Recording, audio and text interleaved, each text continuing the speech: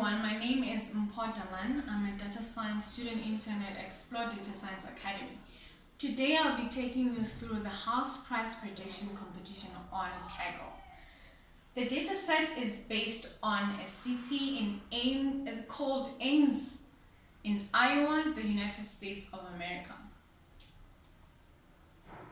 Before we start predicting house prices, we needed to go through exploratory data analysis. We needed to dig deep into the data and understand our data and prepare our data before prediction. There were crucial steps that we needed to go through, which is removing outliers, dropping some columns, replacing missing values, creating dummy variables, and standardizing our data.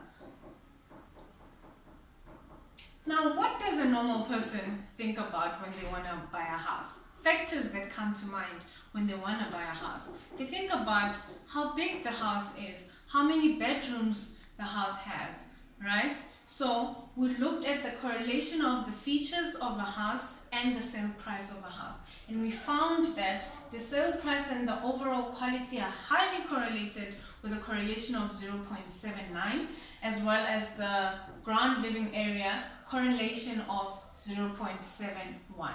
We then decided to use the sales price versus the ground living area to remove some outliers in our data set.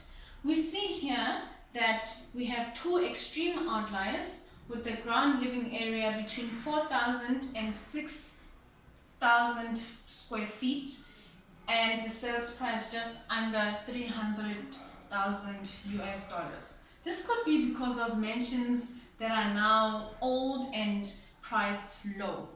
This is the plot after we have removed our outliers. One of the assumptions is for our data set to be normally distributed. So we looked at the distribution of the sales price. Looking at this plot, we see that it is highly skewed to the right. We then log transformed our distribution and it is now somewhat normal. We then visualized our missing data. We see that the pool, miscellaneous features, alley and fence have a lot of missing values. We needed to deal with this. So the first thing that we looked at a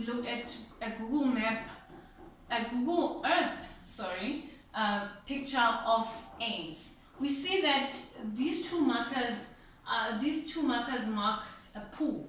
So according to our data set in this picture, people in Ames don't really have a lot of pools. So we decided to drop this feature.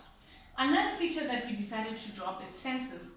These people are very, very trusting. This looks like a very safe area, so we decided to drop the fence feature because we didn't think it affects the sales price.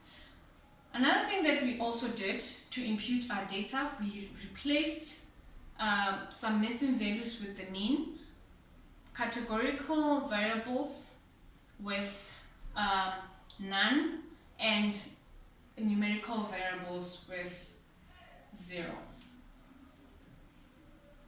The last thing that we needed to prepare our data for prediction was to standardize the data. After we standardized the data, we then used 3 regression models. We used Reach, Lasso, and Elastic Net. This is just a picture of how the Elastic Net model did on our testing data. This is the predicted data and the training data. We see that it is a good prediction, and Elastic Net indeed did really well on the testing data on Kaggle with a root mean square error of 0.121, better than Reach and Lasso of 0.123 and Reach of 0.131. This is a very good technique to use when you want to assist your clients in finding houses that meet their needs. Thank you.